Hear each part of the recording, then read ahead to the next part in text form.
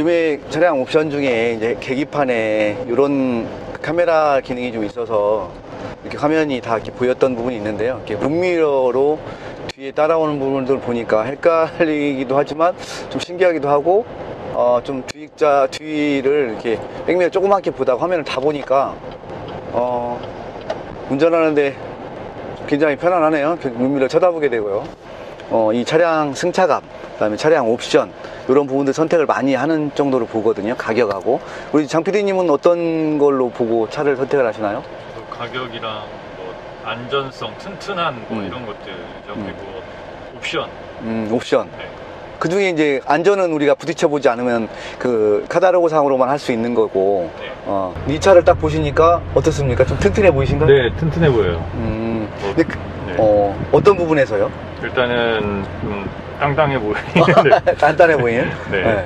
많은 분들이 아마 보시면은 진짜 튼튼해 보인다라는 거는 공감하실 것 같아요. 네, 그렇죠. 근데 지금 저도 이 차를 보면 지나갔을 때 저 차 정말 튼튼하고, 저도 만약에 가족을 위해서 이렇게 여행을 간다고 하면 트레버스 괜찮은 선택인 것 같다라고 좀 생각이 되거든요. 직접 타보니까 역시 좀 휘발유긴 하지만 뭐 연비도 이렇게 나쁘지는 않은 편이고, 큰 덩치에 비해서 지금 보니까 3.6cc, 3600cc의 6기통짜리다 보니까 뭐 가속감이 더디거나 이런 게 없습니다. 근데 물론 급가속을 하게 되면 좀 기름이 좀 먹겠습니다만, 그래도 연비가 나쁜 편은 아니기 때문에. 얘는 경유로는 안 나와요. 네, 지금 휘발유로 지금 수입해서 쉐보레에서 팔고 있는 걸로 알고 있습니다. 근데 지금 보니까 이제 가격 얘기를 하자 보면 이 정도 메모리 기능이 이제 운전석에 있고요.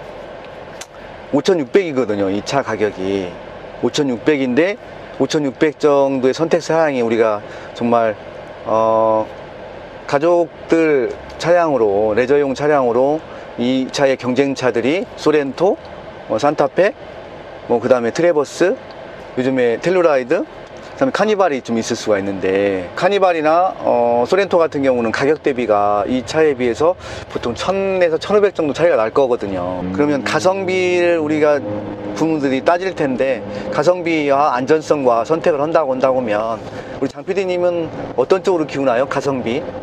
가성비죠. 그냥 기본 필수 옵션 플러스 가성비 좀 저렴한 거. 저렴한 거. 네. 어차피 뭐 거기도 거기 같으니까. 가격 차이가, 이 차가 기능들이 비슷한 상태에서 안전이 한 1,000만 원 정도 차이 난다. 그럼 1,000만 원 정도의 금액을 안전과 바꾸시나요? 가성비와? 아니요.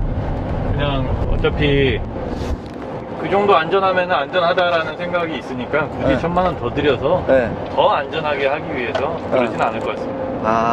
그게 이제 판매량이 직결되는 것 같아요. 제가 우리 장 PD님이 말씀하신 것처럼 이 차가 안전과 그런 부분에서는 5,600만 원에 대한 부분도 책정한 금액이 적정선이라고 볼 수 있는데, 현재 우리나라에서 그 차량을 아빠들이 레저용 차량으로, 우리 가족을 위한 차량으로 선택을 할 때 가성비를 굉장히 본다. 근데 그 가성비가 같은 옵션에 안전은 좀 따라줄 수 있으나 가격 대비가 1,000만 원이나 1,500 정도 차이가 나면 그쪽으로 기울어서 현재 카니발이나 소렌토가 이 차보다 많이 팔리지 않느냐, 거의 뭐 10배 이상으로 좀 팔리고 있거든요. 월 판매량을 보면 이 차가 지금 1,000대도 못 팔고 있거든요. 순간순간 급가속이라 한번 해보니까 힘은 정말 차량 크기에 비해서 굼뜨구나, 좀 늦구나 이런 느낌은 거의 없는 것 같습니다.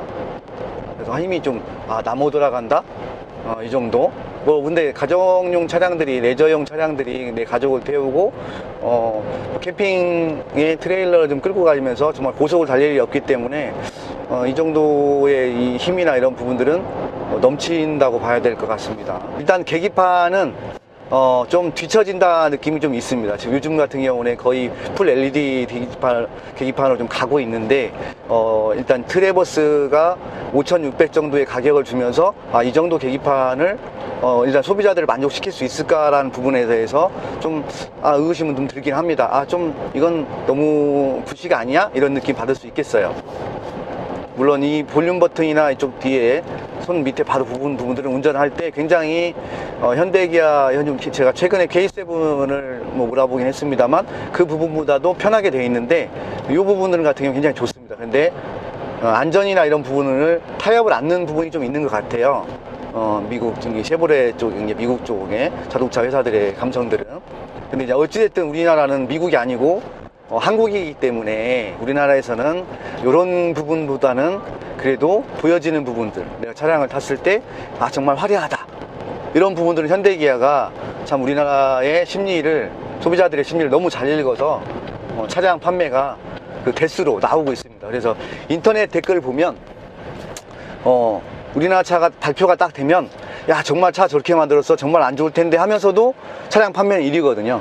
그 부분들이 아까 우리 장 PD님이 말씀하신 것처럼 가성비, 같은 옵션에 좀 더 화려한 옵션이 들어가고 화려한 모양새가 만들어지고 가격대는 좀 싸고, 이런 부분 때문에 트레버스도 월 판매량에서 좀 고전을 원치 않나 이런 생각이 좀 듭니다. 근데 제가 봤을 때는 정말 그래도 내가 좀 더 여유 있고 가족을 위해 생각한다고 하면 좀 더 큰 공간과 좀 차량이 시트 포인트도 굉장히 높거든요. 그러다 보니까 좀 이 차가 혹시 사고가 났다, 나면 안 되겠지만 사고가 났다 그러면 좀 더 내 안전하게 가족을 좀 지킬 수 있다, 이런 느낌은 좀 듭니다.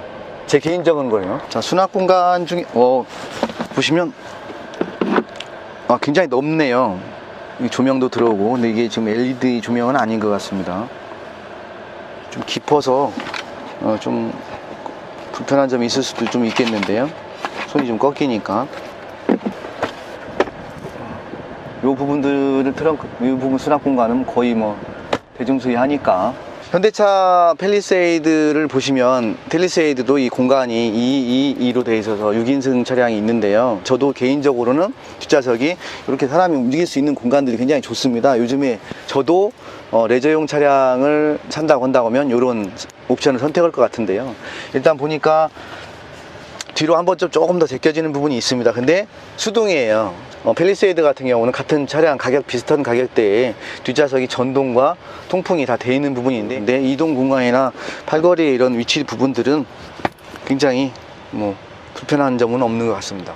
뒤에서 뒷좌석도 완전히 이렇게 90도로 접어지는 부분이 있어서 예전 같은 차량들은 이 뒷좌석이 완전히 접어지지 않아서 짐을 실을 때, 큰 짐을 넣을 때 좀 불편한 점이 있었는데, 요즘에는 다 모든 거의 RV 차량들이 레저 부분에서 많이 활성화됐다 보니까 이 뒷좌석들은 그냥 이렇게 일자로 다 접어지는 것 같아요. 그래서 이렇게 접어서 이렇게 이동할 수 있는데, 요 부분보다는 이렇게 할 수 있는 부분보다는 이게 좀 접는 게 보니까 좀 힘을 가해야 돼요. 좀 그래서 조금 센 힘을 가해야 되다 보니까 보통 제가 봤을 때는 그냥 이렇게 들어가서 탈 수 있을 것 같아요. 안 움직이고. 그래서 이 기능이 있긴 합니다만 실제 이 기능을 많이 써먹지는 않을 것 같다라는 부분이 좀 들어요. 근데 요게 접어지는 기능이, 접어지는 연결 부분에서 요 부분들이 마무리가 저는 굉장히 마음에 듭니다. 왜냐면 사람들이 손에 보다 보면 손에 다쳐서 좀 손에 상처도 입을 수 있는 부분이 있는데, 이런 부분들은 완전히 감싸 놓았기 때문에 그래도 안전에 대한 부분들은 더 신경을 썼구나, 이런 느낌은 있습니다. K7의 트렁크를 못 여는 경우도 있어요. 보통 이 마크를 누르면, K7은 마크를 눌러야, 로고를 눌러야 열리게 되어 있는데요. 이건 쉐보레는 로고를 누르면 열리는 게 아니고 밑에 있습니다. 이 기능에 전동으로 작동을 합니다. 부분 굉장히 큰 장점이, 그래도 3열까지 존재를 하고도 트렁크 공간이 이렇게 많이 쓸 수가 있습니다. 제가 봤을 때는 우리 RV 차종 중에 현대기아를 통틀어서도 이 공간이 그래도 넓다라고 판단이 좀 들거든요. 팰리세이드보다도 넓지 않을까라고 합니다. 짐 실는 양이 좀 더 많을 수 있겠죠. 수납 공간을 보시면 이 안에 이 안에도 굉장히 늘 수가 있기 때문에 사람이 뭐 6명 타고도 짐을 좀 충분히 실을 수 있는 공간이 나올 것 같아요. 요건 뭐냐면 요즘 차박 유행하잖아요. 차박하는 부분에서 의자를 싹 다 뉘고 이 위에다 끌 수 있는 매트예요. 보시면 뒤에 보통 팰리세이드나 보면 RV 차량들이 요즘에 여기 보면 전원 쓸 수 있는 장치가 있는데요. 한 가지 아쉽다면 220V를 쓸 수 있는 부분들이 요즘에 현대기아에서는 세심하게 좀 만들어 놨는데, 이 트레버스에는 그 부분들은 좀 작동이 없는 것 같아서 조금 아쉬운 부분이네요. 엔진룸인데요. V6 표시가 되어 있고요. 정비하는 부분에 있어서 좀 높아서 그렇지 굉장히 공간들은 굉장히 여유롭게 잘 배치가 되어 있는 것 같습니다. 깔끔한 있고요.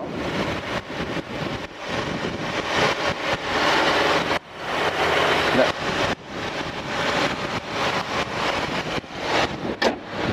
오늘 트레버스를 소비자의 돈으로 구석구석 살펴봤습니다. 그래서 저는 개인적으로 이 차량을 외부부터 저는 앞모습과 옆모습 이런 부분들이 굉장히 남성적이고 굉장히 큰 RV로서 굉장히 좋은데요. 저는 개인적으로 오늘 차량을 만나 보니까 이 트레버스 차량이 욕심이 난다. 근데 좀 가성비를 따지면 좀 1,000만 원 정도의 이상을 투자를 해야 되는 상황이면 좀 고민이 되지 않을까라고 생각이 듭니다만, 저는 개인적으로 트레버스를 보니까 우리나라 차 팰리세이드보다 좀 더 가격 대비 더 안전해 보이지 않을까. 옵션은 좀 딸려도 선택은 여러분의 몫입니다. 이상 마치겠습니다.